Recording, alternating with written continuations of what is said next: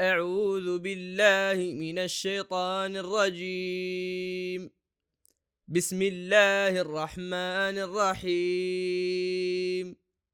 تبارك الذي جعل في السماء بروجا وجعل فيها سراجا وقمرا منيرا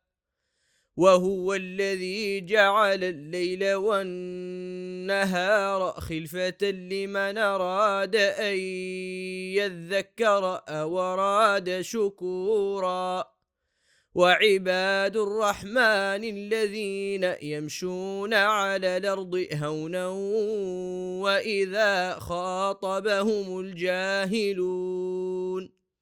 وإذا خاطبهم الجاهلون قالوا سلاما والذين يبيتون لربهم سجدا وقياما والذين يقولون ربنا اصرف عنا عذاب جهنم إن عذابها كان غراما إنها ساءت مستقرا ومقاما والذين إذا أنفقوا لم يسرفوا ولم يقتروا وكان بين ذلك قواما والذين إذا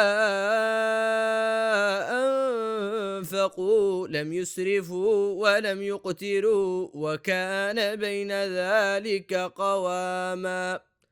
والذين لا يدعون مع الله إلهنا آخر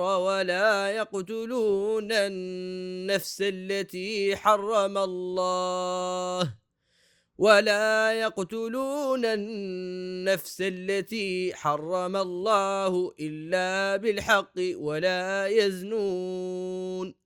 ومن يفعل ذلك يلقى أثاما يضاعف له العذاب يوم القيامة ويخلد فيه مهانا إلا من تاب وآمن وعمل عملا صالحا فأولئك يبدل الله سيئاتهم حسنات وكان الله غفورا رحيما. صدق الله العظيم.